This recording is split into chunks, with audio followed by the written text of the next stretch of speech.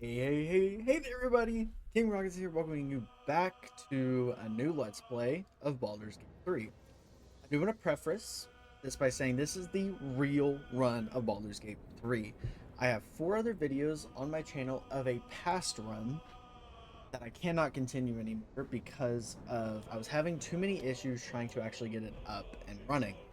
So, this will be the for real run of Baldur's Gate. I'm gonna leave those other videos up for the time being, but I'm not gonna put them in the Baldur's Gate playlist. So, if you're seeing this video, I highly recommend finding the Baldur's Gate playlist on my channel and watching that as videos come out. You can watch the other 4. I'm gonna leave them up. They're long, but they're gonna be a little bit different. I'm gonna get into that. But this is the for real first run of Baldur's Gate 3. This is the one that you need to pay attention to.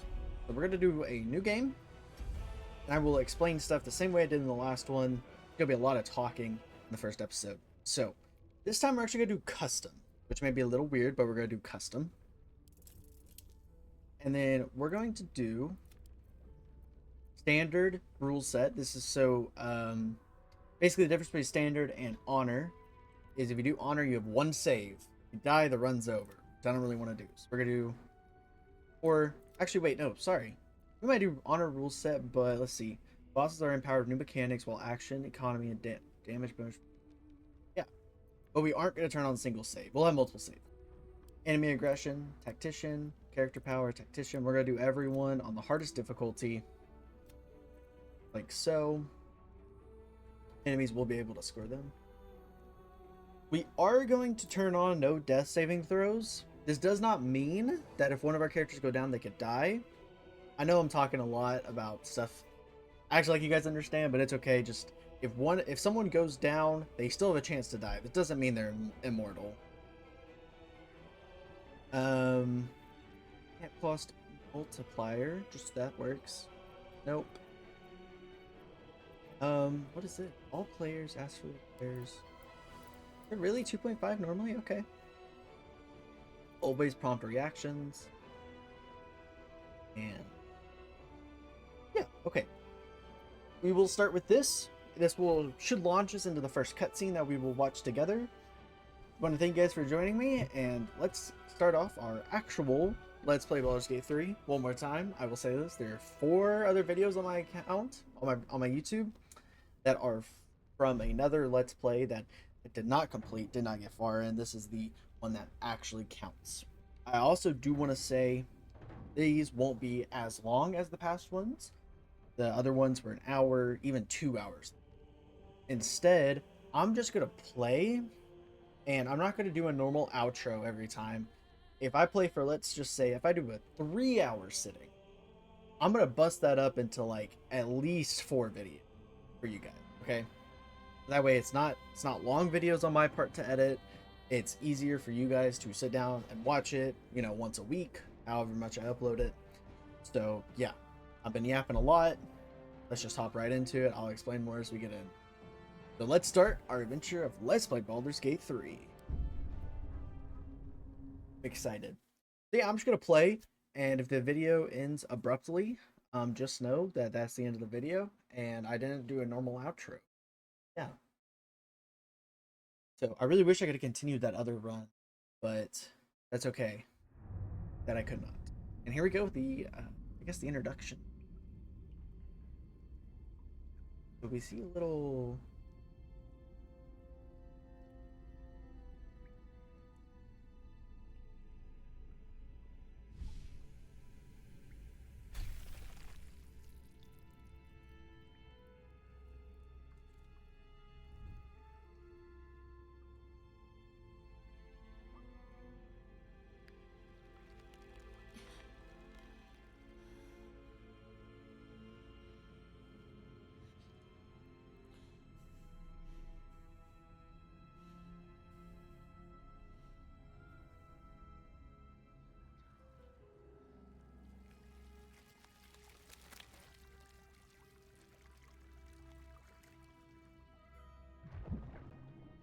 Ew.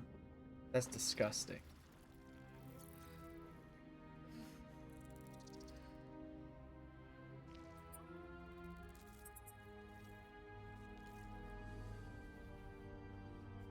Or are we? Is this us watching this?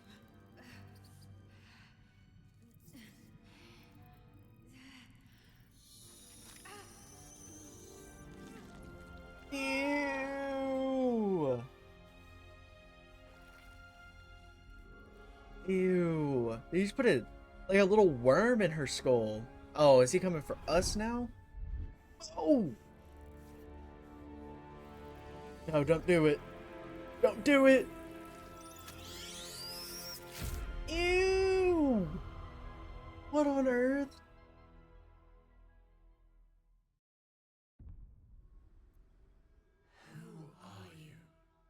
Okay. What a gross introduction. Welcome to Baldur's Gate 3. We will be customizing our character. So, I will go through each page a little bit slowly, because some of you might be playing along at home, and I'll give you a brief word on everything. Brief, my opinion, how it works, stuff like that. First page, the origin page. You have 8 options. Most people do the custom one, which we will be doing. But these are NPCs you meet throughout the game, and you can play as them. But I'll get into more of that later when we meet them and stuff. Except for the Dark Urge. The Dark Urge I will not be talking about at all past this point, probably. If we finish this run and I want to do another one of Baldur's Gate 3, I will do it, and I'll probably do the Dark then. But for this run, we're going to be doing custom origin. So just pick that. Especially if you're first time playing through, pick custom origin. If you don't, like, let's just say I pick a staring in here. You can change his race. Oh, but you can't change his look. That might be a mod I have. Anyways, so you're going to be stuck to their appearance. I'm pretty sure. So, yeah. Anyways, we're going to be doing custom race, or custom origin, sorry. And the next page is race. So you have 11 races to choose between. Some having sub-races, but we'll get into that. And I will slowly go through all of them. So this is an elf. If you come down here, Everyone Speaks with Animals is a mod I have on. So ignore that. But you're basically just making your character like any other game. So you could go off of looks. Like if you want to be, someone looks like they're from the Hells, you could do that. But yeah, you're just picking, especially through my first playthrough, I picked who I just liked, who looked the cool. But down here at the race features, you can actually see this game is turn-based, and a few things to note about that is it's turn-based turn-based combat. You have a set amount you can move in your turn, and what weapons you can use. So if you look here, elves can move 30 feet per turn, and they're good with longbows, short swords, short bows, and longbows. I messed up that. Long swords and short swords, short bows and long bows. So nice. And then they can see up into the dark 40 feet. So let's say you're going down a dark cave. You want to see everything, right? You don't want to have your vision impaired. So they can see up to 40 feet. And if they ever throw magic on us, an enemy that puts us to sleep, we have a chance to not. We can't be put to sleep. That's pretty cool. We have a advantage, and then we're going to be tough to be charmed. There's a lot that goes into this game, and I'll try to explain it. It's kind of hard to explain it all on the Make Your Character page. So these race features are what matters. The Tieflings are next. There are a lot of different damages in the game, and they take half resistance to fire, which I think is the most common damage that's not from a sword or a bow. Basically magic damage, they take half damage. They move 30 feet, they can see up to the dark 40 feet, and they only take half damage from fire. So as you can see, very similar to the elf, except instead of can't be put to sleep, they're resistant to fire. You guys follow along? You'll get a memo here. Some races have sub races, which I won't get into unless I'm going to choose that race. But if you do like to go tiefling, make sure you read this part right here where my mouse is, and then also you get a certain cantrip or spells later in the game based on your subrace. Next up, we have Drow, who are from the Underdark. They are kind of cutthroat. They're very mean. That's the stereotype that comes with their race. But they can see in the dark 80 feet, and they're the same thing as the normal elf, where they can't be put to sleep. Drows are also called under elf. They're from the Underdark, while elves are from the surface. Next up, we got humans, like me, probably like you. Um, Most common face in Faerun. They're known for their tenacity, creativity, and endless capacity for growth. So, move 30 feet. Looks like they are proficient with some armor and some weapons. And they can have an additional skill to be proficient in. But yeah, these are humans. These are very basic. Next up, we have Githyanki or Gith. We saw a Githyanki in that opening cutscene who got the tadpole in her eye first. Githyanki are like Drow, very cutthroat, stereotypical, which we will see throughout the game. And they have proficiency with short swords, long swords, and great swords. So, very good fighter class, if you will. Very good melee. Next up is Dwarf. But, as you've noticed, for the past 5 races, all of them have had 30 feet of movement. Dwarves have 25, and that's because they have little legs. There are a few races that have 25 instead of 30 because they are just small. Which is fine, because usually they make up with that. Like, they have resistance to poison. Battle axes, hand axe, light hammer, and warhammer. They can see up in the dark 40 feet. There's also all 3 of the sub races for dwarves are really good. So just depends. This is a drow as a dwarf, see? So that's why sub races matter. Next up is half elf. This is a cross between human and elf, or elf and drow. You can't go drow half elf. Half elf. They are very similar to elf, except they're different in what weapons they can. So 30 feet, they can see up in the dark 40 feet. They can't go to sleep. It's stuff like that. Next up, we have halfling, which, as you can see, is very similar to dwarf size-wise. They have little legs. They can only move 25 feet.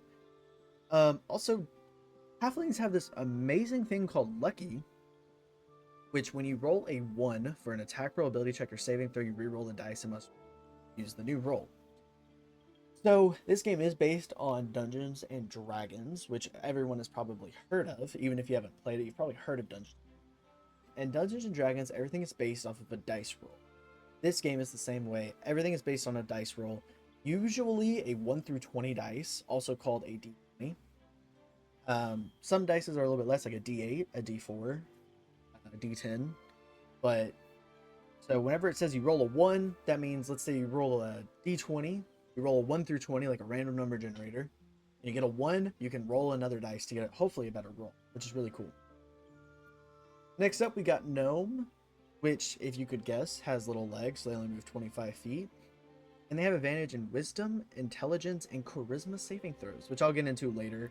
I probably won't play as a Gnome, but I'll tell you what a saving throw is. Actually, up next is Dragonborn, which is the most appealing to newer players, just because who doesn't want to play as a dragon, right? Dragons, as you can see, they don't have a lot of race features, but that's because it really comes in their sub-race. Look at all the different sub-races you can choose from. And for their special thing is they can use their breath to do damage, which is really cool. So fire, you saw acid, there's poison, cold, more cold. What's the difference between these two? Nothing, exactly. Lightning, like it's pretty cool. And lastly is half orc. I know they look a little ugly, but stay with me. They have some of the best race abilities. They move 30 feet per turn, like normal, like most of the races. They can see up to the dark 40 feet, but these are the next 2 big ones. Imagine you're someone that uses a sword, okay? When you reach 0 hit points, so when you're supposed to go down, potentially die, you immediately get back up with 1 hit point. That's pretty crazy. And savage attacks when you land a critical hit with a melee weapon. A critical hit is when you roll a 20 on a 20-sided die. Is that simple. So it's kind of like when I said the halfling, I believe. When you roll a 1, you can re-roll. It's like this when you roll a 20 to crit. You then deal an extra die of weapon damage, which is really nice for a person. So, those are the races. Now, I will say before you choose your race, of course, if you choose the one that looks the coolest to you, but before you choose that, you might want to look at the classes. I will be ignoring these two, by the way. These are modded. We won't be using. We're just going to be using these 12. Okay? So, this is what really determines how you are throughout the game. For example, there's a big difference between a barbarian that does this and a wizard that casts spells. So this is where the creativity in your mind needs to flow. This is where you need to be like, okay, what do I actually want to play at? You want to play as a barbarian that runs in there and starts hitting people like crazy? You want to play as a bard that uses your musical instrument, right? So that is up to you to determine. So first off, barbarian. They do use probably a larger weapon like this great axe here to hit their enemies. They also have these class actions called rages. So they do a rage, which means they, beef up. They take less damage and do more damage, which is pretty nice. I've never played as barbarian before, but it's gonna be the first time. You never know. Right, next up is bard. This is a more supporty class. Barbarian's a little bit more of a melee frontline. Bard is a little bit more supporty. You use your musical instrument, which here is a violin, to help out your teammates by casting spells to buff them up by healing, or to give your enemies disadvantage, so they have a harder time to kill your teammates. So if you want to play a more supporty class, Bard's pretty good. Cleric, another supporty class. This is more spell casty. You have a bunch of spells you could choose from, but clerics are I like to call them flex, because they could do just about any with all these subclasses. You want them to heal? Life domain. You want them to do damage? Tempest domain. You need them to be a frontline with a melee weapon? War domain. And there's still 5 more. So there's a lot to choose from with clerics, but they are also supporty. And I would say this is probably the last supporty class in the game. This one's also kind of frontline, is a druid. You've probably heard that term before. But druids, they cast spells, but more importantly, they are able to transform into animals. Druids channel the elemental force of nature and share a deep kinship with animals. Allows them to transform into beast form all over the realm. So these druids can transform into bears, birds, literally like badgers. They can transform into animals to do their fighting for, which is pretty cool. Alright, next up, we got another frontliner here. This is a fighter. This is a little bit more of a standard guy that fights. He has a sword, maybe a sword and a shield, and he fights, but he doesn't exactly run in there like a barbarian does. Barbarian looks to kill. Fighter looks to take more respectful combat, longer duels. So they are they're very well off, I guess to say. This is the class usually people default to. This is the easiest class in the game, in my opinion, while also being insanely strong. Next up, we got monk. You definitely heard that term. Monks can use. They have their frontliney, but also kind of off frontline. They can be the frontliner, but you don't really want them to be. They can punch and kick and do a bunch of stuff, and I mean, they're really cool. They use ki to use their abilities, which is really cool. Kind of like spells. Next up is paladin. Paladin is basically fighter if fighter had spells. So paladin, they are, let's see, a promise made so deeply that it becomes divine in itself flows through a paladin, burning bright enough to inspire allies and smite foes. So they like to do some damage. Next up, the next two actually are ranger. This is your bow guy. If you want to be a bow, if you want to be a stealth archer, you're a druid. Or a ranger, sorry. You're a druid. So if you want to use your bow, be a ranger. They get access to a few spells, which are pretty cool. And what goes hand in hand with a ranger is a rogue. They also use mostly their bow. But these are like your thieves, ninjas, anything like that. Um, they go hand in hand with each other. And then the next three are the three we haven't really gotten into yet, which are the spellcasters. First one, we have sorcerer. They get their magic from their blood, so they inherit it from their bloodline, and they have access to spells, which, in my opinion, they have the coolest spells in the game. There is a difference between sorcerer and wizard, uh, in both spells and lore. So sorcerers get their power from their blood, and they also have cooler spells. While wizard, they learn theirs through research and read books, um, instead of inheriting it through the blood. And also, I think the wizards have worse or off spells than sorcerers do, but they still have their own cool things. What's cool about wizards is they can recover spell slots, use spell slots as you use spells throughout the game, and eventually run out, but you can recover them. Sorcerers cannot, so that's a big difference. Warlocks are the ones that are in between.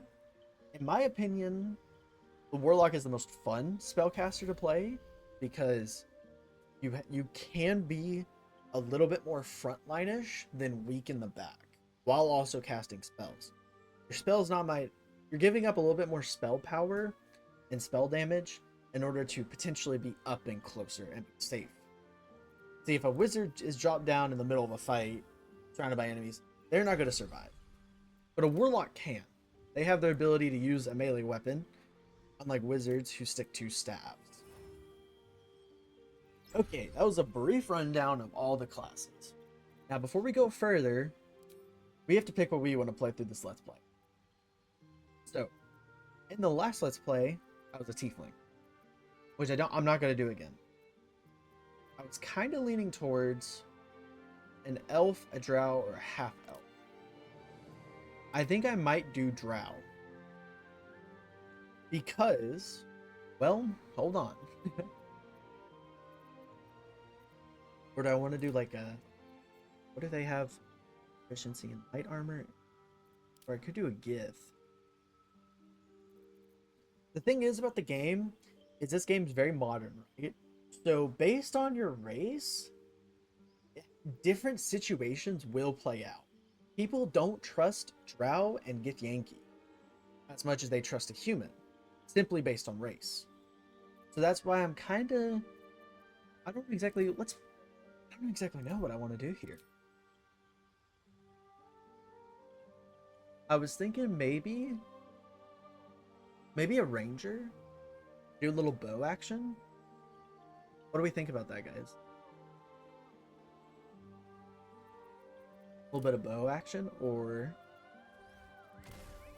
there was also I also did want to do a light cleric.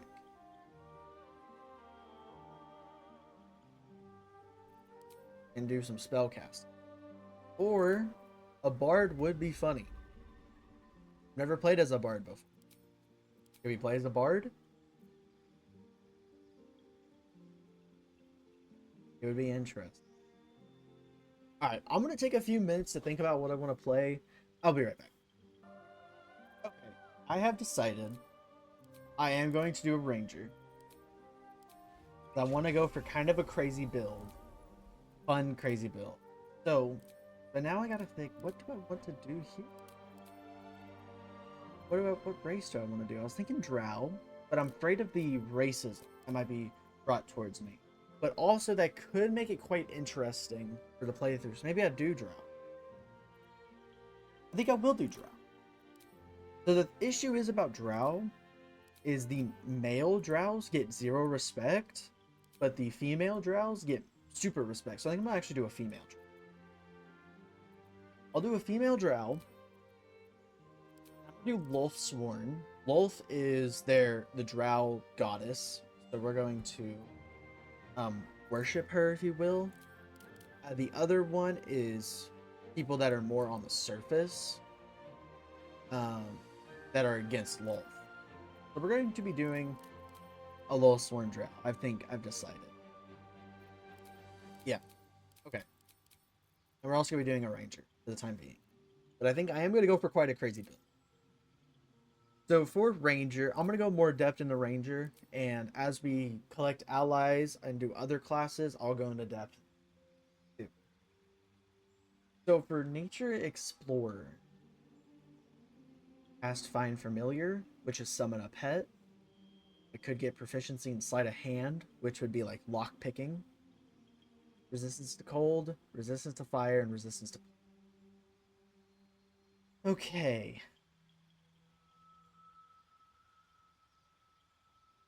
I think I'm going to get resistance to fire damage. I think fire is the most prevalent. And for favorite enemy, disadvantage against my ensnaring strike. That's a spell. Proficiency in Arcana. That one's not good. That one's not. Heavy armor. Do I need heavy armor?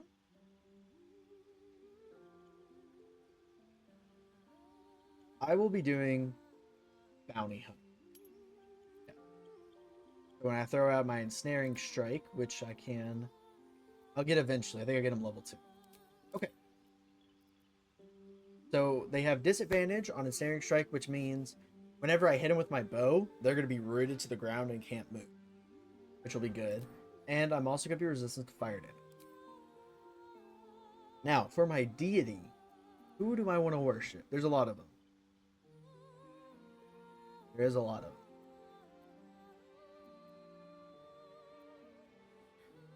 I could just do Lolth. I think that's what I'll do. Or I could do Char for darkness. Maybe I do Char. Okay, we'll do Char. And for background,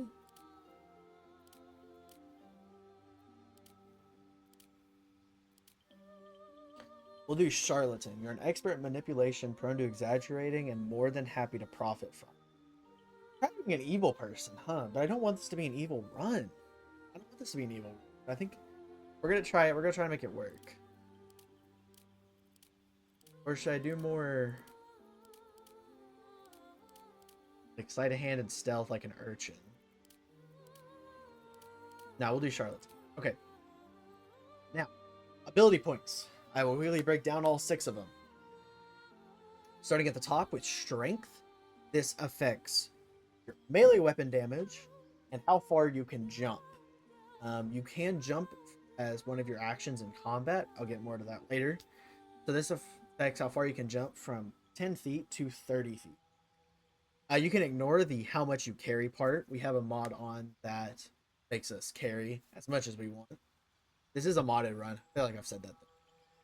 We don't need strength because we will be using a bow. And we already have unlimited carry weight, so the only thing that we're losing out on is jumping. I don't think we necessarily need. Next up is dexterity. Affects your effectiveness with a range and finesse weapons. Ranged means bow. We're going to be using the bow a lot, so we want our dex to be really high. Also affects your initiative and armor class. I am going to keep this at 17, which seems high, but I'm going to do that. Next is Constitution or Con. Stamina and physical hit points. Stamina and physical endurance affects your hit points maximum. This one's pretty big. I'm going to leave it at 14. I do want to say that your ability points only matter if the number is even. If the number is odd, it doesn't do anything. So this is what I mean by that. Our con, as you see, we have a +1 to Constitution checks. Let's turn it up to 13. Should it be 2? It's still 1. There's no difference between 13 and 12. Let's go up one more to 14 to an even number. +2. See what I mean? There is not a difference between 13 and 12 and 15 and 14, but there's a difference between 14 and 13. So keep that in mind as you make these. Intelligence. Memory and mental power improves spellcasting for wizards. We're not going to use intelligence. We don't need it. We're going to keep it at 8. Next up is wisdom. Senses and intuition. Improves spellcasting for clerics, druids, and rangers. That's a big one. We're going to put that one at 16 instead of 15. So we have a +3. Because it improves our spellcasting for us That includes our spells with our bow, spells with our weapons, anything like that. Next, we have Charisma. Charisma does improve spellcasting for bards, paladins, sorcerers, and warlocks. But Charisma is different from intelligence and wisdom, as charisma is also used in dialogue. When we're going to be chatting with people and we want to persuade them, intimidate them, anything like that, we want to get them our way. So we're going to keep it at 10 for a +0, just to avoid that -1 that we have, like intelligence and strength. So we're going to rock this for our ranger build. Please take a look if you're following along. I recommend doing this. And we're going to look at the skill proficiency. There is a lot here, but they all kind of make sense. Like the first two are strength, then we have some stealth, then we have some magic, then we have some nature, then we have talking. So stuff like that. But we can actually move these points around. Like we don't really need one in survival or nature. We can up our athletics though, and we'll up our animal handling.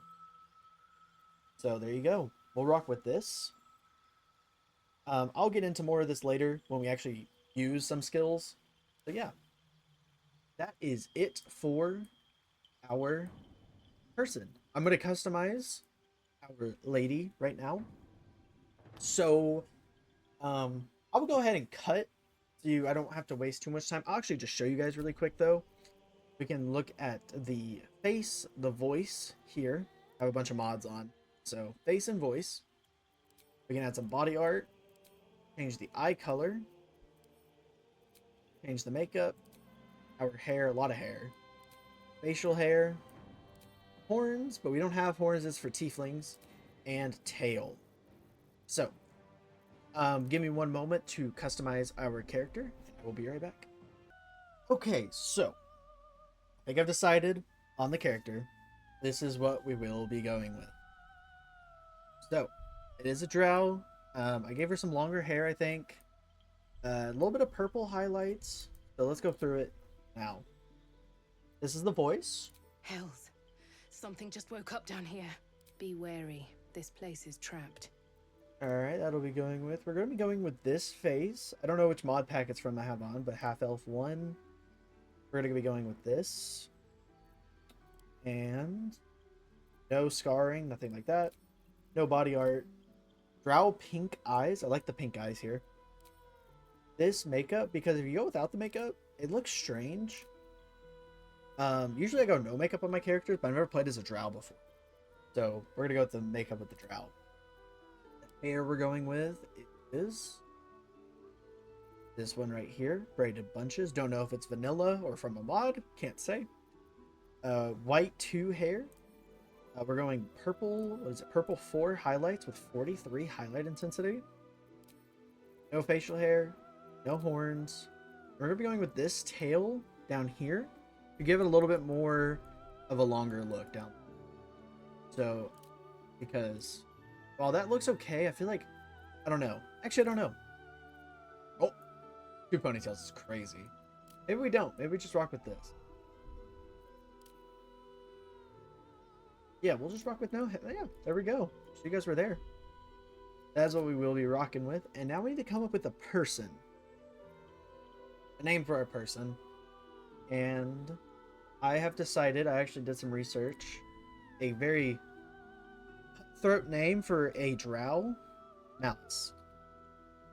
Oh, I spelled that right. Yeah, Malice. Okay. This is our character, Malice. Are we ready? We're gonna go see how racist the world is against drow. Here we go. So what I do here is I just click the human one, and we're gonna venture forth. For your first playthrough, for your first playthrough, just to save time, I recommend just choosing one of these. Just pick one that you like, and go with it. Here we go. 3, 2, 1, venture forth. This is right after you put the tadpole in her.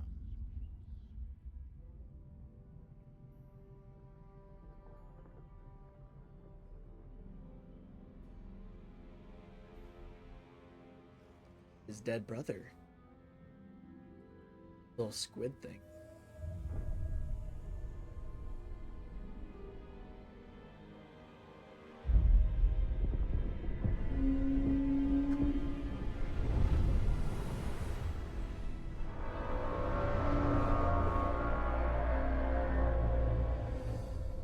Oh, we're raiding a town. What town is this?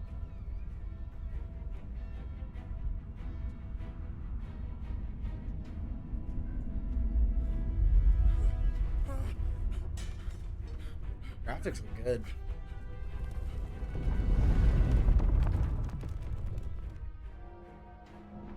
Oh no.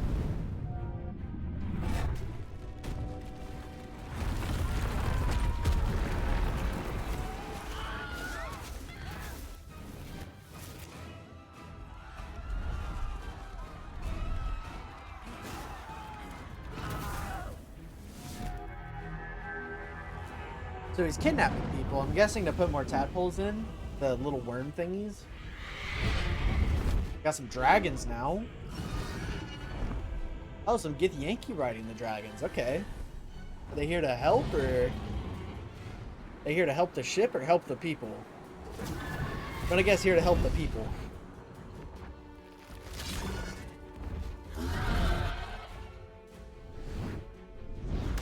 Oh no.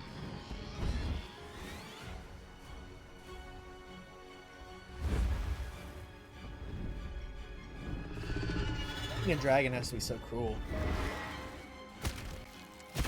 Oh!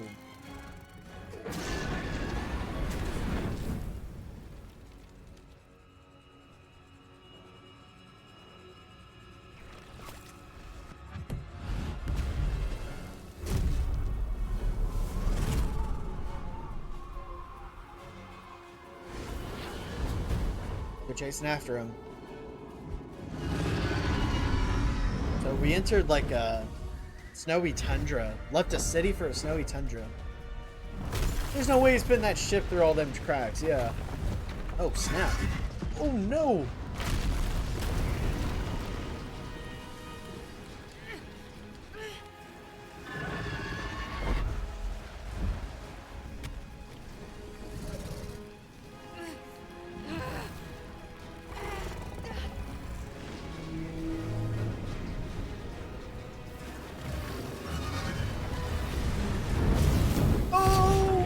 Goodness. Was that the that was like the worm thing that he grabbed the worms out of.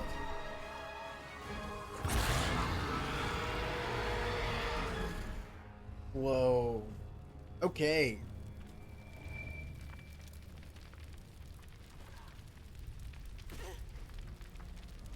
Oh, that's the... Oh.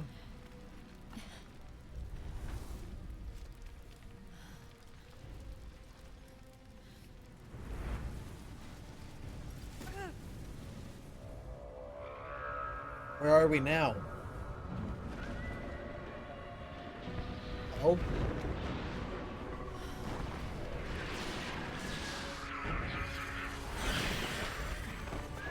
Little imp, little devil things.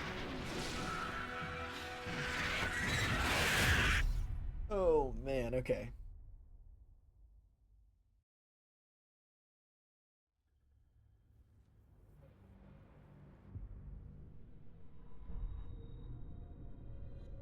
Okay. Oh, there we are. Alice.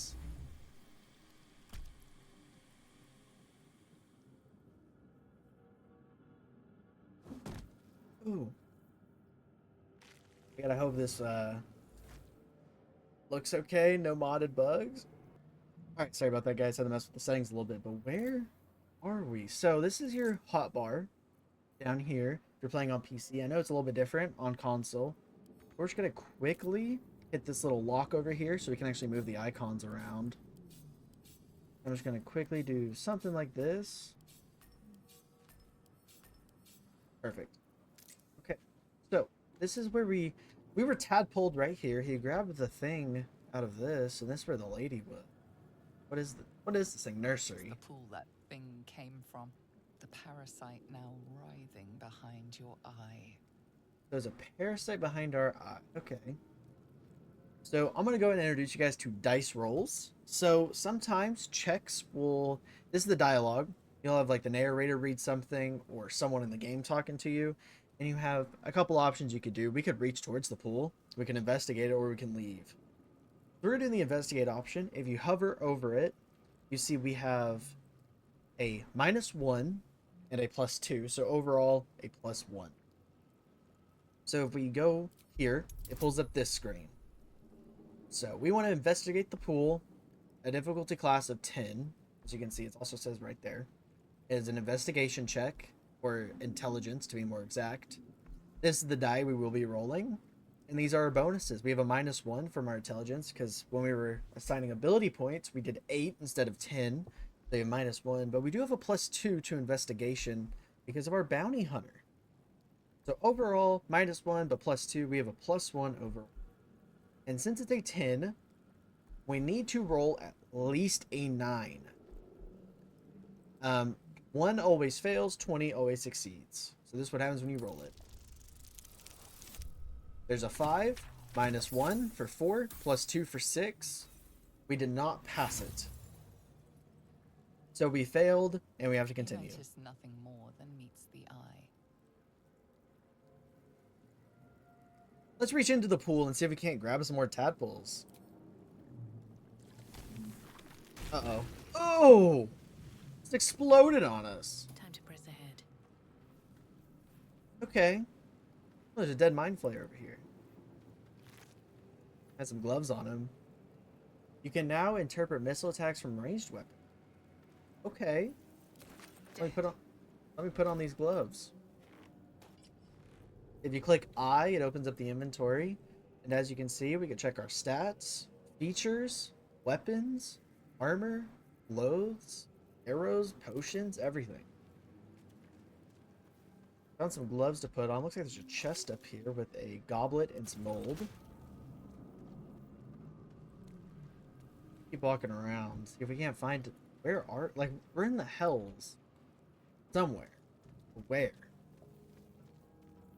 See if we can't find out. Bag of holding. Nothing. Pick it up. Useful. I'll also grab this.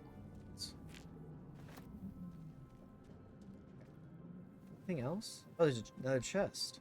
Anything of use? Pick up supplies and... Okay. So, I mentioned earlier about jumping. You can jump with it's Z, or you just click it. And you see the little 15 feet right here?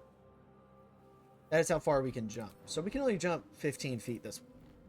Not a lot, but that's okay. You can jump further if you're jumping from high ground to low ground. So, but you may take damage. Gotta keep that in mind. This is just a heal, which we will do. Odd. I feel better. We're gonna go through this sphincter into the next room. There's a goblin on the table with some gold on it, and a lithid record. Images of goblins, their habits and histories flash into your mind. Okay. Rune slate. A schematic of a Nautiloid flashes into your mind. Nerves, sinews, as much living being as ship. So this is what we're on. This ship. This whole ship's called a Nautiloid. So keep that in mind. Another rune slate. A feeling penetrates your mind. An anomaly, one like ourselves, unconnected from the whole. Caution. Another rune slate. Worlds beyond worlds flash before your eyes. Empires of a grand design traversed by ships just like this. A lot of words going. Health rich. 1,000 years of humanoid history. Elves, dwarves, humans, and more flash behind your eyes. Okay. What is this? Neural apparatus. Oh, we're going up. Okay. There's a person over there. Might be asleep. Let's go wake him up.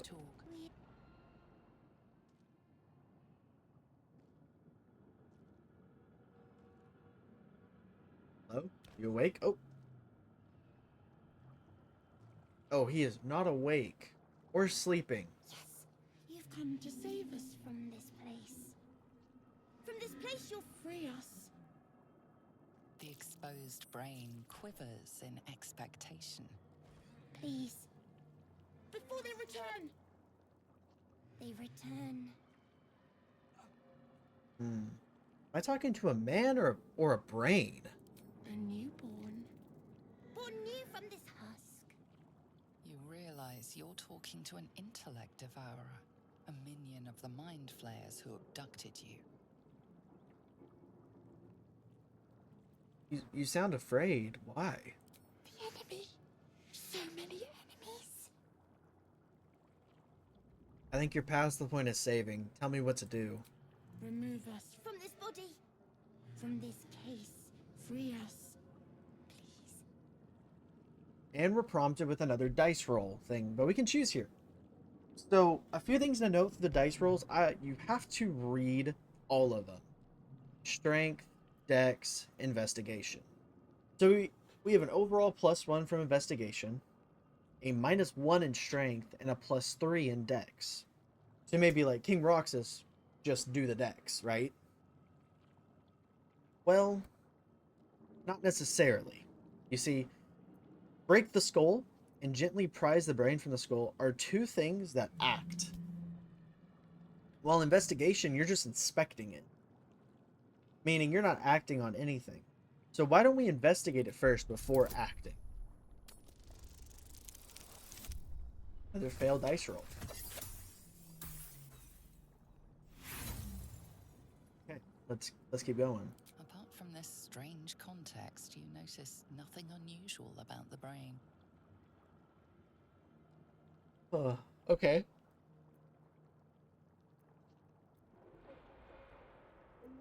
So we have a -1 to strength, or a +3 to dexterity. We should probably do the +3 to dexterity. So we need at least a 7, and we failed the past 2 dice rolls. So let's see if we can't get at least a 7. Oh my goodness. Okay. Let's see what happens.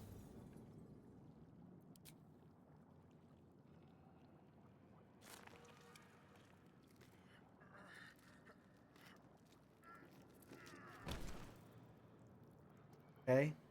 That didn't The work. brain won't budge. Don't leave us. Please don't. Please don't leave us. I don't know what to do. I wanted to let you out, but I don't think I can. Alright. We're going to be using a ranged attack to hit this guy. Did that work? Don't leave us. Please don't. Did not work. One more. Let's see if this works. I missed. Okay, so that's actually a good point to bring up. When I do a ranged attack, if you look next to the cursor, it says 4 through 9, so I can do 4 through 9 damage, and I have an 80% chance to hit it. And if we look in the combat dialogue, we can actually see I used a ranged attack 4 through 9 damage, and he was hit for 5. I rolled an 8. I got a +2 from my proficiency and a +3 for 13. And my damage was really bad. So that's a lot more math. Oh, I'm blocking the way, aren't I? Change. I think that'll be the best way to put it. Yeah, there we go. Now you guys can see the math right there. Can we talk with him now? Nope. I think that brain's dead. An intellect devourer. Okay. Curious. Let's go back down.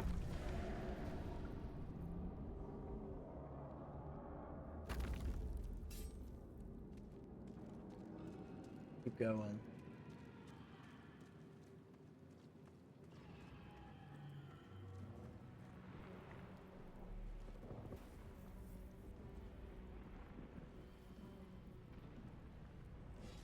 Oh, what?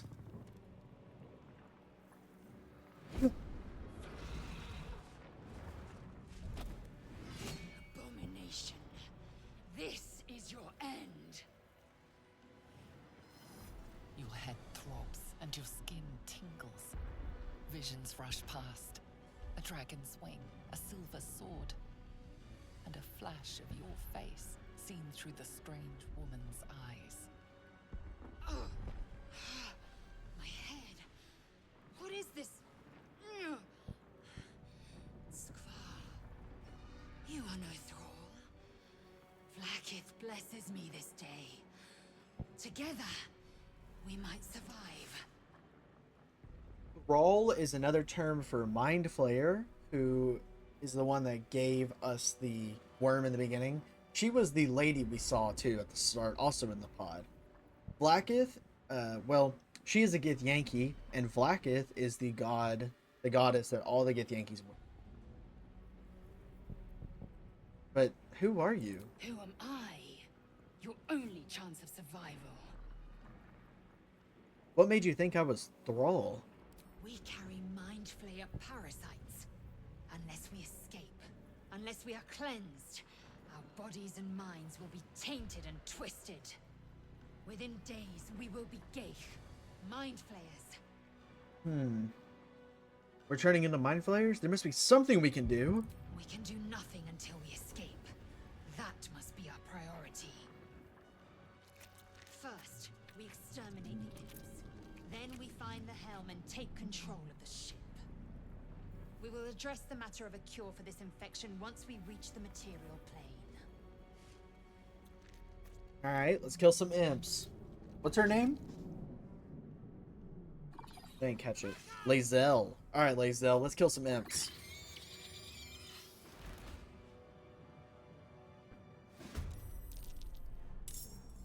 Okay, so here we are with combat. So, this is what I meant by you have a set number, set amount you can move. So if you see, I can run exactly 30 feet, right? Some races can only go to 25, which would be about right there, right? But 30, I could go a little bit further. So that's it. If you have short legs, that is the difference, roughly.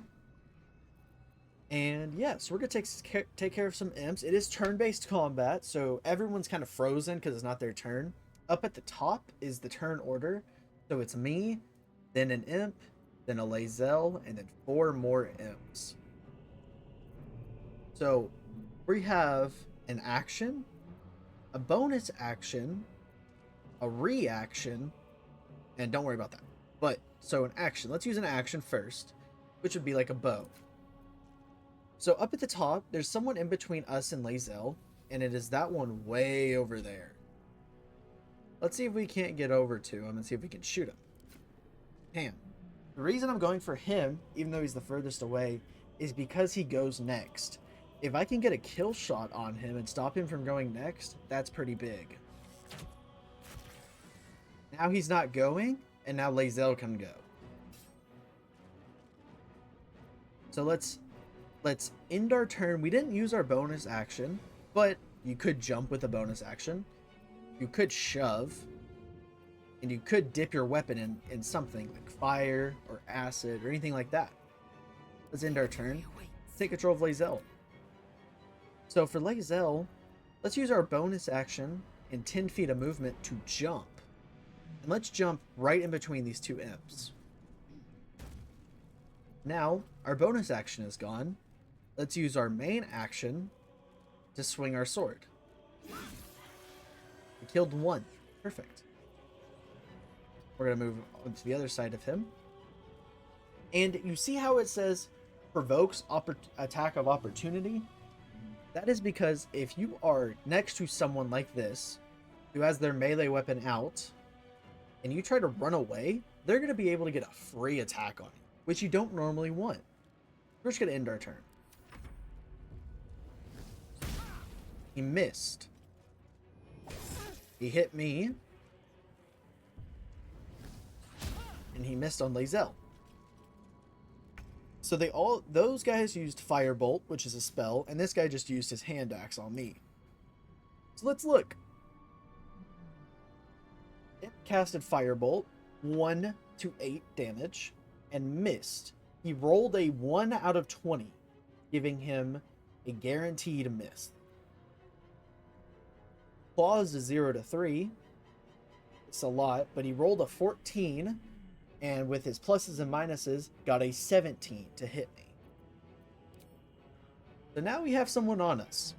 And we can't maybe think King Roxas, just shoot him with your bow. If you shoot someone too close, you have disadvantage. Meaning, disadvantage, I'm rolling 2 dice, 1 through 20, 2 of them. I'm taking the lower value. You don't normally want disadvantage. And as you imagine, advantage, you roll 2 dice and you take the higher one. So, for our bonus action, let's see if we can't shove him away so we can run away to get a clean shot on him. Only do 5 damage. Not a lot, but that's okay. The body we can do. I'll wait on that. Let's end our turn. Fury, I am death. Now we have Lae'zel. Let's see if we can't kill one with Lae'zel. Like so. We're going to run up to this next one right here. Sometimes weapons have a special attack for a bonus action like this. Pommel Strike. 1 to 4 damage. A non-lethal attack against an enemy, potentially dazing them. Let's just go for it. 3 damage. I didn't even have to use an action. Let's end our turn.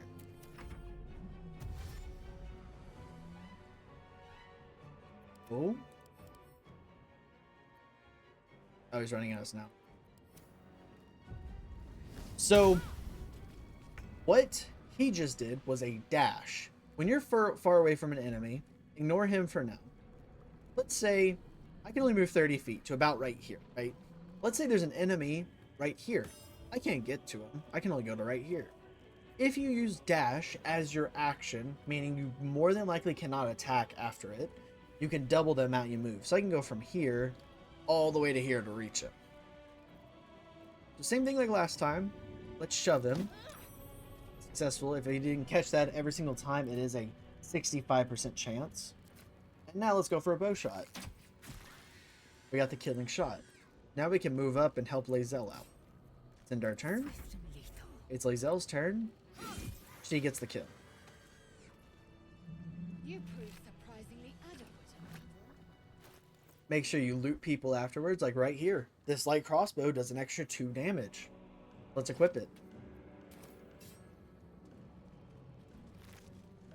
Ooh, okay, we got some stuff here. Don't mind that. What's this? Tough Sunrise. Okay. A melee weapon.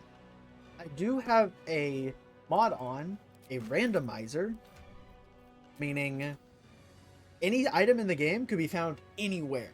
Modded or vanilla, they could be anywhere. Let's open up with tab. We can open up our party menu. And let's see, this does 4 to 13, but let's give her this new weapon. 5 to 12, but it does come with a special ability, Dawn Burst Strike. If you look in really small detail right here, it'll tell you how the damage is calculated. So you roll a d8 and you get +4 for piercing damage, and then 2 more damage that is radiant. Let's have Lae'zel use that for a bit. Let's keep looting. Add some scimitars on him. Add another bow. And move. Add some hand axe. Let's give Lae'zel a better bow. He has a short bow, 2 to 7. Let's give her a light crossbow for 2 to 9. Alright, we got some gold here. And 2 to 12 to attack rolls if the target is standing on webbed surfaces. Interesting. Interesting. Okay, we'll have to keep on to those. So extra damage if you're standing on webbed surfaces. Health potion. You can also use your bonus action for a health potion. If you hover over something like this, if you look down at the bottom, right here, it'll tell you what the resources are. So you can only use it once. It'll be destroyed upon use. And you have a bonus action. It'll cost a bonus action. While your bow attack just causes an action, so it does not break upon use. Let's keep going. Ship won't be able to take another dragon attack. We need to get out before it... Let's equip some weapons here. Like, what about if we equip like 2 short swords? See that? Now we're dual wielding short swords. Let me quickly Change that around like so. We're now dual wielding 2 little swords. Let's keep going. Oh, we'll save. Come on, Lae'zel. Climb up the arterial mesh. Through the sphincter. Okay. We have some sapped enemies, or people, sacrifice cultists, and some sigils. Another mystery. So these are called passive dice rolls. Right here. Can't read this script. You see how this says Arcana failed? So if we looked, let's see, right here.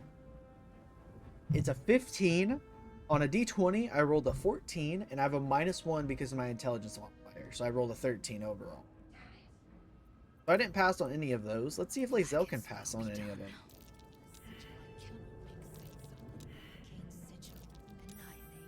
Annihilate. Okay, we don't want to annihilate them, so let's not do the right one. Let's do the one on the left. Psionic energy radiates from the prisoners, but they do not react. Okay, so if the one on the right's to kill him, the one in the middle must be to free him, right? So let's hit the one in the middle. Machine made them hostile. Well, okay.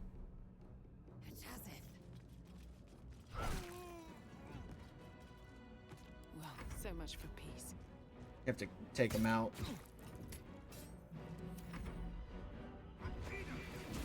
Oh!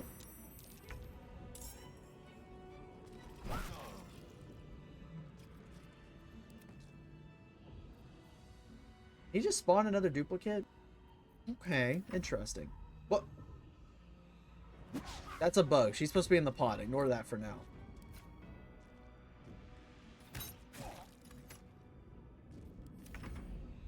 Yeah. He had a ring and some gold. He had nothing. He had nothing. Let's talk to the lady in the pod. You! Get me out of this damn thing! We have no time for stragglers. I'll look around. There must be some way to get this thing opened. Try that contraption next to the pod. They did something to it when they sealed me in. Hurry! Please! Did we waste time to save her, guys? Nautiloid. I'll be taking that. So I did want to point out that we do have infinite carry weight, as you can see down here. Usually, based on your strength, you would have anywhere from about 200, I think, to about 400. We have 21,000. So we'll be okay. Let's try this contraption next to the pod. The console appears dormant. Let's look for a switcher release. The mechanisms are completely unrecognizable at first, but then you spy an empty socket. Well, we're not going to hit the machine. We'll have to come back. Let's keep going. Fits in that socket must power this thing. Yeah, we're looking for something that goes in a socket. Chest that's Needs a key. locked. A necklace. A Lithan manuscript. Faint images appear in your mind. A brain, a Githyanki warrior, and centuries of darkness. Dark. Take whatever that is. Brain in a jar. Keep going. Need to find a way forward. Dead thrall. Get a key. That might be something to be able to open it. How many hosts of these gay infected? A dazed woman is trapped inside the pod. She doesn't notice you. Okay, let's save her. Oh, this is another one of them consoles, right? Let's hit it. Let's place the hand As you on the place your console. hand on the pod, you hear something. A presence connected to the pod, commanding the person inside to change.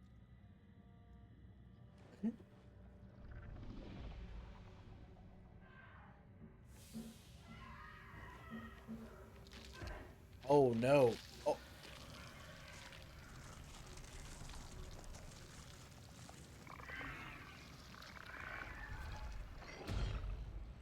He just transformed into a mind flayer.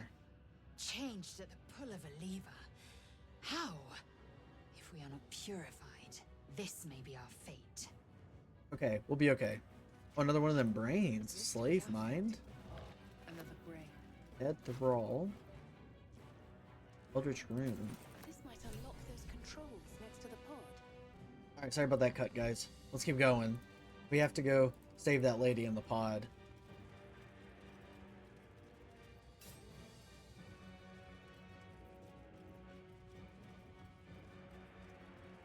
Alright, we're back.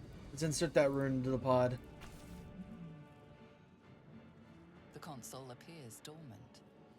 Insert the rune into the socket. The console hums to life. But what is its purpose? Will it free the captive or transform her like that other unfortunate? Let's do an Arcana check. DC 10. I have a -1. Let's try it. I'm rolling really low. Nothing in the appearance of the device betrays its purpose. It could do anything. Alright, well, It could even transform the occupant of the pod, like what happened before. well, she's gonna die either way, right? Whether we leave her or we take the chance. Let's take the chance and place our hand on the console. Suddenly, you feel a hideous squirming in your head. A parasite. Then discomfort fades, and another sensation washes over you. Connection. Authority. DC 2. Let's will this pod open. Let's just not roll a 1. Even though it says +3, a 1 is always a fail. Oh, we finally passed a check. It only took the difficulty class to be 2. You feel the biomechanical brain of the console process your command and yield to it. A shiver runs across your mind. You feel sated. It worked. We got her out. Let's talk with her. You all right? I thought that damn thing was going to be my coffin. Thank you. Your mind lurches into her thoughts. Her gratitude is mixed with wariness, because you have a gift with you. You keep dangerous company. Did you feel that just now? We're in each other's heads. I did. It must be because of those parasites they put in us. They'll have to wait. I need to get off this ship alive first. Let me come with you. We can get off this ship and watch each other's backs along the way. Do we trust her? Alright then, let's get going. I'm Malice. Shadowheart. One moment. Shadowheart, it's a pleasure. You introduced yourself unlike Lae'zel over there. I had to get her name through dialogue. What did you just grab? It's nothing. Trust me. Enough of this chatter. We need to get to the helm. Now. She's right. Lead on. Okay, so as we can see, I am a ranger, Lae'zel is a fighter, and Shadowheart is a cleric. So, one little Danny. interesting thing you could do is take control of Shadowheart here. We're going to get rid of Shield of Faith in her spellbook. I hit K for the spellbook, by the way. Just pull this up. K does this. This is the spell she can use currently. So I got rid of Shield of Faith and put in Command. And you'll see why in a second. Let's get going. Let's get going then. There's something in the box. There we go. That key we got off of the Waste a step. dead person. And what's that?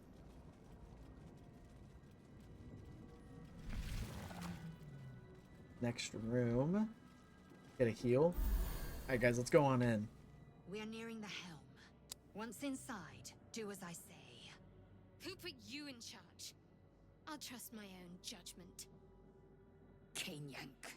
Oh. Let's do a little switching here. Can Shadowheart uses Morningstar instead of you? You can, okay. And then I think Lae'zel, you use the your longsword that you originally had. Yeah. There we go. Just to maximize our damage. Quick little auto save. Alright guys, let's go into the helm. Oh. Whoa!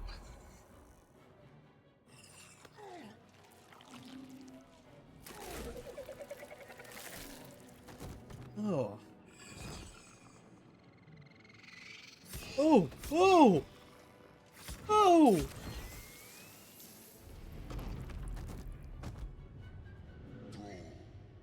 Connect the nerves of the transponder. We must escape. Now. Do it. We will deal with the Geich after we escape. Okay. Here we are in this big fight and in this room.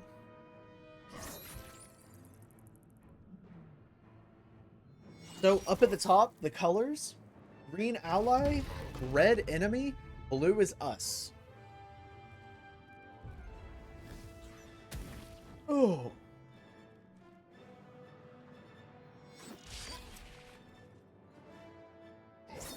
Oh.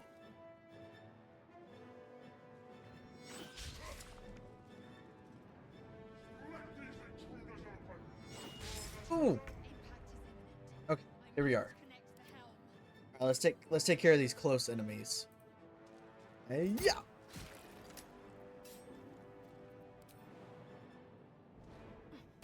There's gotta be something on these dead bodies, right? Something good. I am fury. I am death. Lae'zel, take care of that boar. Yeah. Oh, big miss.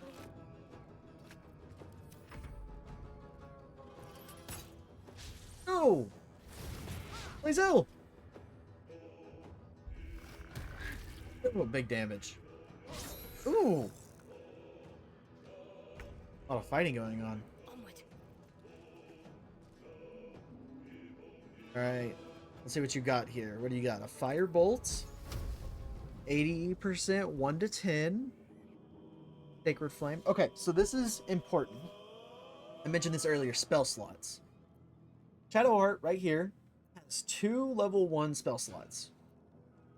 Things that cost spell slots are high damaging spells like Guiding Bolt. As you can see, it requires an action and a level 1 spell slot. Healing. This one costs a bonus action level 1 spell slot. Another heal. Another big damage. So some stuff costs level 1 spell slots. So let's save them for now. And let's look. What are her cantrips? She has a few. That doesn't do damage. That doesn't do damage. That does. And that does. Okay. So this is 1 to 10, and this is 1 to 8. So let's try the 1 to 10.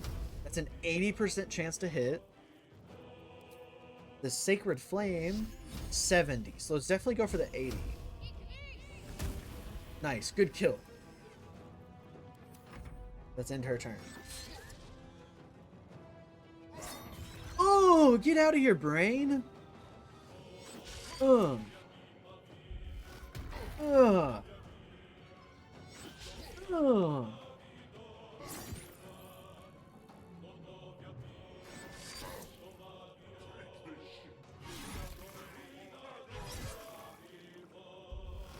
Ugh.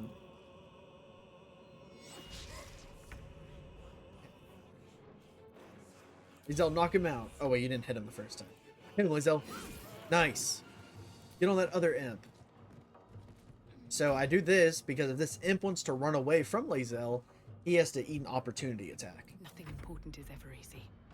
Have to keep going. Okay. I'll help you with this guy, Lae'zel.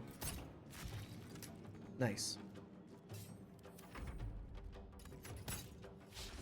Miss, big miss. Nice.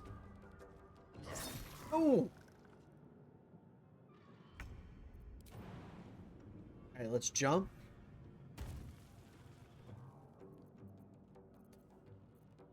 Let's see if we can't... That's a 70, 1 to 8, or a 1 to 10, 80. Let's do that. Oh, it still missed. Did not matter.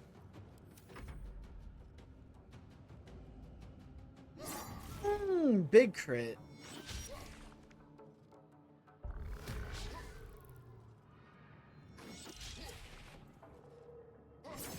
Oh, get out of here.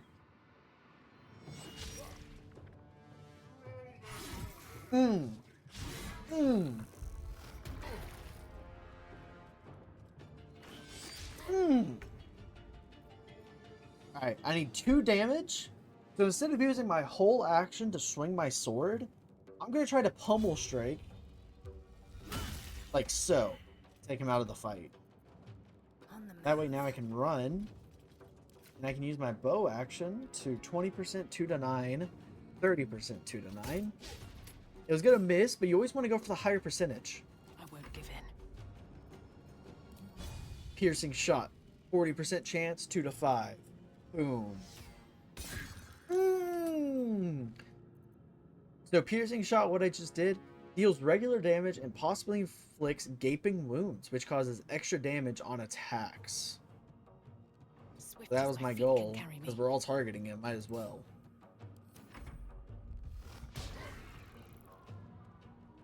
There's a fight going on up there. So this guy right here, pretty nice looking sword, right? So this is why I picked up command, because we're going to command him to drop his sword.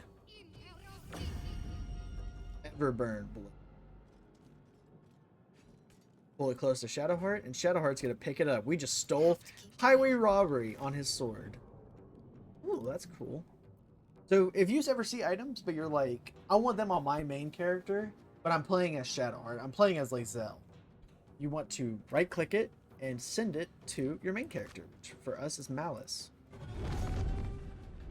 Oh, what was that? Hurry, before they strike. Oh, they just introduced some more enemies. Okay. Oh.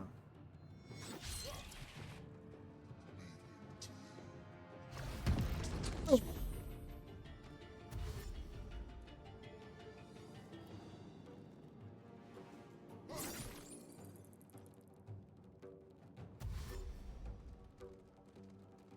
Not good.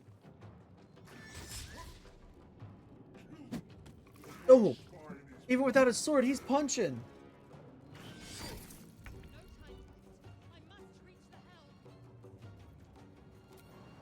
Lae'zel, can you get up there? No, you can't. Get over, Lae'zel. Back him up. Oh, no. Still breathing, despite everything.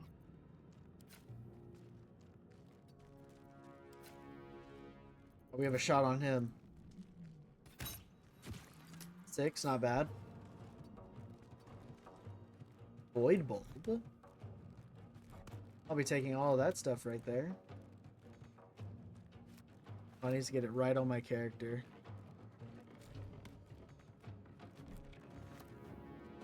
Move this one a little bit closer. There we go. Oh no. Oh, okay. Oh, you made a. Oh. Oh. Oh.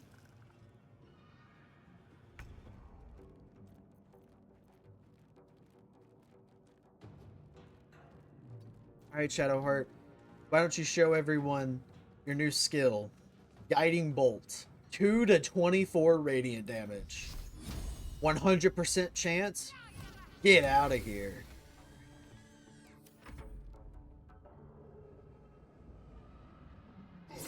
It's not usually 100% chance, by the way.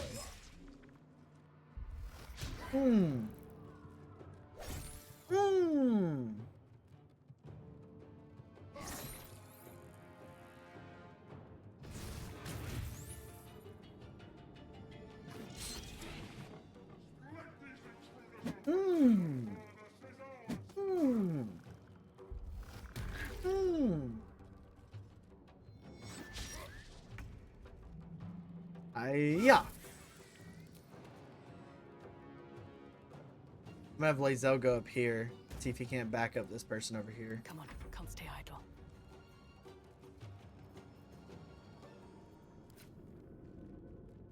Please. There it is. Time to press ahead. I'm gonna go back him up over here now.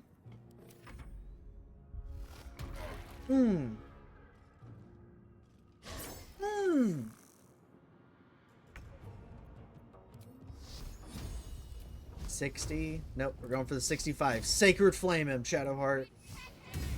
4 damage. Nice.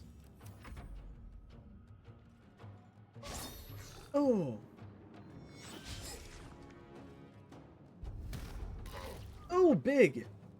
Oh, they have reinforcements coming in. Not good.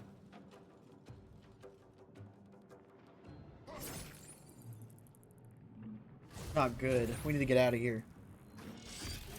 Nice. Big kill.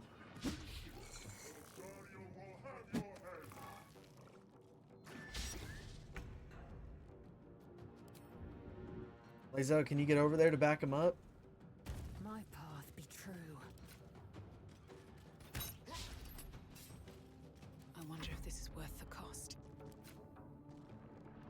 With haste. I can almost make it to the transponder. I can almost make it.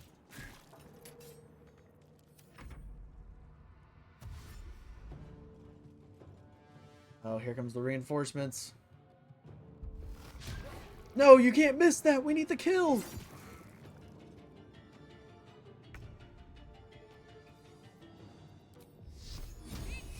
Sacred Flame.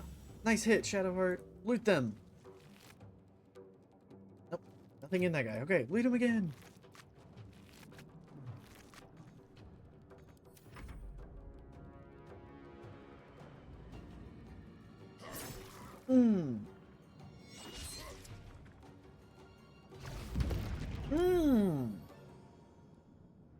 Oh no. Here they are. The reinforcements, the cavalry. Oh no, this fight's going south fast.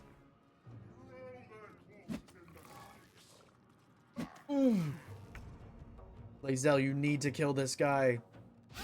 Lae'zel!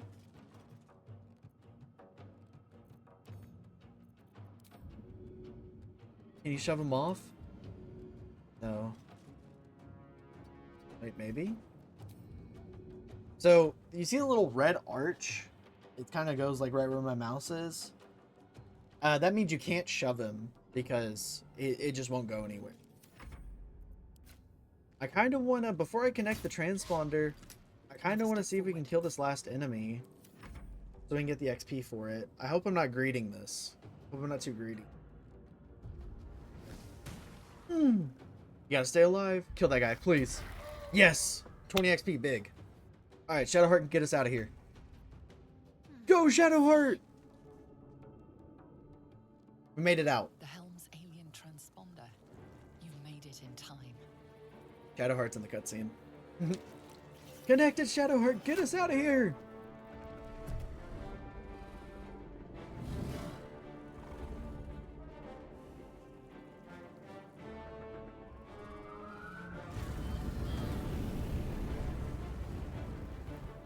Get us out of here!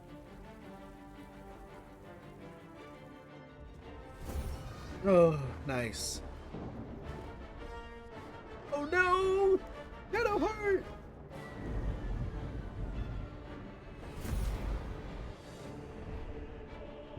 Oh no! She's flying everywhere, man.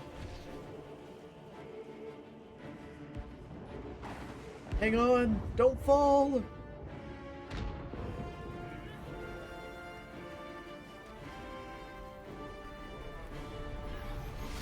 Nice! Okay.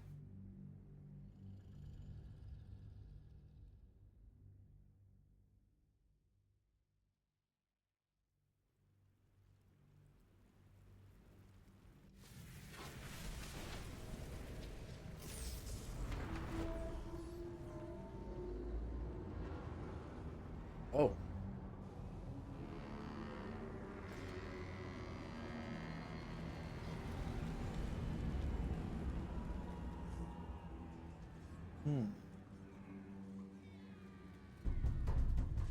Oh, goblins. Those must have been the 2 leaders we saw earlier.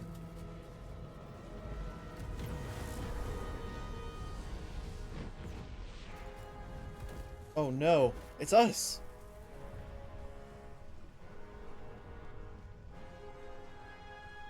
Looking dead in the face of a mind flayer. Oh no! Oh no! This is it, huh? Oh! We almost got dropped right on our neck.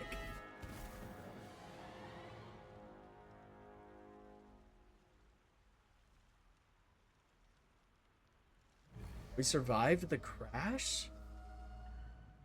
Interesting.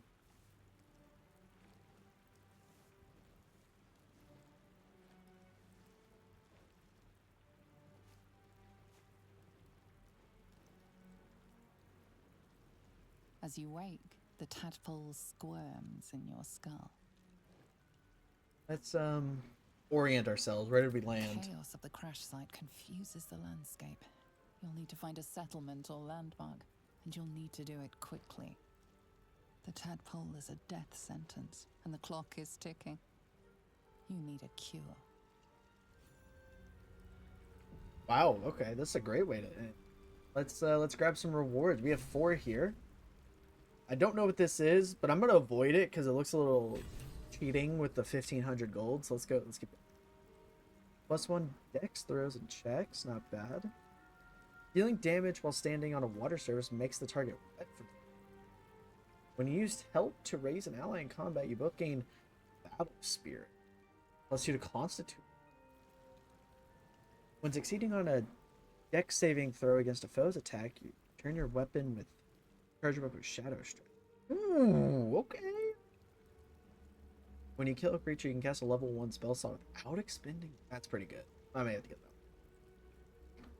The wearer deals thunder damage to the rating. Dazed. That's not that good. +1 strength, -1 to intelligence. That's pretty good. Using jump or fly in combat, you get 4 lightning charges. If you already have lightning charges, you only gain 2. Not bad. You gain a bonus to persuasion equal to your intelligence. That's pretty good. That's for if we ever have a wizard. Upon hitting your melee weapon or under attack, you gain. Pretty good too. Dang. The wearer doubles their proficiency when rolling ranged attacks. See, that sounds good, but hand crossbows have half the range as a normal crossbow. +1 to spell save DC. Okay. That's nothing great there. That's nothing crazy there. That's nothing crazy there. Okay. Here's what I'm thinking. I'm thinking we go this sword for us for sure. I think we go this hat for us for sure. I think we go this hat in case we get a wizard. And I think we go... Oh, you see. I'll want this. These gloves. That's also really good. And that's also... Help's not... You don't use help a lot. We'll do that. You confirm. Okay. Oh. So, if you don't like the way a hat looks on you, by the way, just go up here and you can toggle it off. Which will do. But we still have it. Save those gloves. Let's equip this sword. Yeah. Nice. Okay. What was the other thing we got? Or was that all of them? No, that was all. Okay, cool. Okay, I'm going to end this episode here. In the next episode of Let's Play Baldur's Gate 3, we're going to find out where the heck we landed and what should we do next. So, I want to thank you all for watching. Hope you all enjoyed. Hope to see you back in the next episode of Let's Play Baldur's Gate 3. And yeah, I don't know when the next one will be up yet, so I'll just make sure you tune into my Twitter. I post announcements there on when videos will be coming out and when videos are out. So please check those out. And yeah, thank you guys all for watching. Hope you all enjoy. Hope to see you in the next one. But until then, stay safe. See ya.